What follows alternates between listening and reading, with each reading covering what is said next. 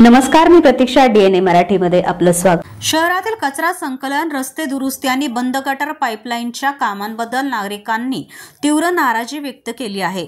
महानगरपालिका कराच्या स्वरूपात जनतेकडून कोट्यवधी रुपये वसूल करते.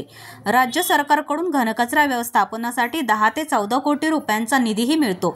तरीही शहरात नियमित कचरा संकलन होत नसल्याने नागरिकांच्या आरोग्यावर गंभीर परिणाम होतो. राज्यस्तरीय स्वच्छता पुरस्कार पालिकेला मिळाला तरी तो कोणत्या निकषांवर मिळाला असा सवाल नागरिकांनी उपस्थित केलाय. बांधकाम खात्याच्या कामकाजाबाबतही नागरिक आक्रमक झाले आहेत. अनेक ठिकाणी रस्त्यांची कामे अर्धवट सोडण्यात आली असून त्यामुळे मोठ्या प्रमाणात वाहनांचं नुकसान होत आहे.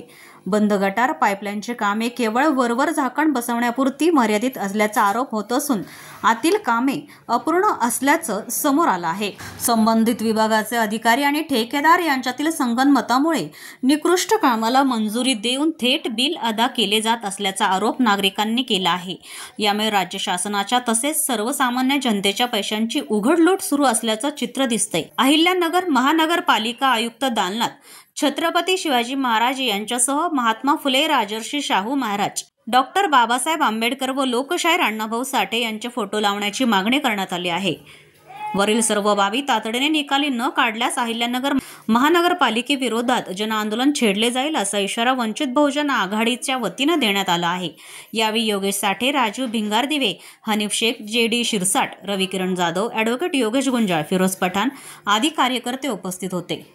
आज अहिल्यानगर शहरात कचऱ्याचा असेल, रस्त्याचे असतील, विविध प्रश्न, आज गटारी तुंबलेल्या गटारी असतील, असे प्रश्न घेऊन आज वंचित बहुजन आघाडीच्या वतीने शहराच्या वतीने आज आम्ही महापालिका आयुक्त यांना आज निवेदन दिलेले आहे.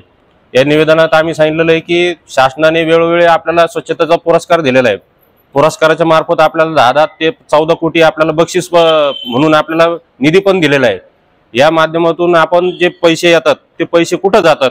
शासन जे स्वच्छता पुरस्कारासाठी आपल्याला पैसे देतात ते पैसे जातात कुठं? मग ठेकेदार नाहीत, मग ठेकेदार नेमण्यात का नाहीत?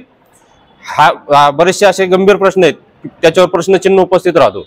शासनाने दिलेल्या निर्देशानुसार ज्यांनी पालिकेने जे काय गाड्या अपेक्षित होत्या ते घेतलेल्या नाहीत. जिथं 10 लाखाची गाडी होती तिथं 5 लाखाची घेऊन यांनी जे काही तडजोड केलेली आहे, शासनाची दिशाभूल केलेली आहे.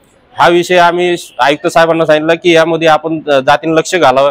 हे जे व्यवहार झालेले गाडी घेण्यापासून तर ठेकेदार येण्यापर्यंत याच्यामध्ये आर्थिक गैरव्यवहार झालेले आहेत, याची चौकशी करण्यात यावी. तसेच येताना जाताना इथल्या सर्वसामान्य जनतेला खड्ड्यातून नगरमध्ये स्वागत आपलं खड्ड्यामध्येच होतं. बाहेरून जाणारे पश्चिम महाराष्ट्रात असेल, इकडे उत्तर महाराष्ट्रात असतील, इथं लोकांना जाण्यासाठी नगर जिल्ह्यातून नगर शहरातून जावं लागतं. त्यांचं स्वागत हे खड्ड्याने होत आहे. इतर जिल्ह्यात, जिथं राज्य आपलं शहरामध्ये जर बघितलं तर रस्त्यांची अवस्था आणि आपल्या शहरातली अवस्था, हे मोठं खेडं म्हणून अहिल्यानगर म्हणून पहिल्यापासून संबोधलं जातं. हे आपल्याला खेडं म्हणून जे आपल्याला संबोधलं जातं हे आपल्याला पोचण्यासाठी आपण तत्परतेने या रस्त्याचं बांधकाम, रस्त्याचे जे कामं चालू आहेत, थांबलेले कामं आहेत, हे आपण लवकरात लवकर चालू करण्यात यावं. त्याचबरोबर आयुक्तांच्या दालनामध्ये छत्रपती शिवाजी महाराजांचा फोटो आहेत, त्यांचा आम्हाला सन्मान पण आहे, अभिमान आहे. पण त्याचबरोबर फुले शाहू आंबेडकर विचारधारेचे आणि अण्णाभाऊ साठेंचा पण त्याच्या तिथं फोटो असावा.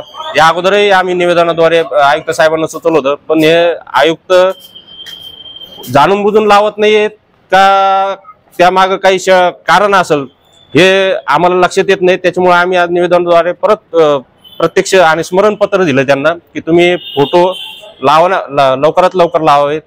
हे सगळ्या बाबी घेऊन आम्ही आयुक्तांना आज निवेदन दिलेले आहे. आणि ह्या जर मागण्या पूर्ण नाही झाल्यात तर यापुढे भविष्यामध्ये आम्ही मोठे जन आंदोलन उभारणार आहोत. या मार्फत आज आम्ही आयुक्तांना इशारा दिलेला आहे. प्रतिनिधी मुंतजीर शेख, डीएनए मराठी, अहिल्यानगर.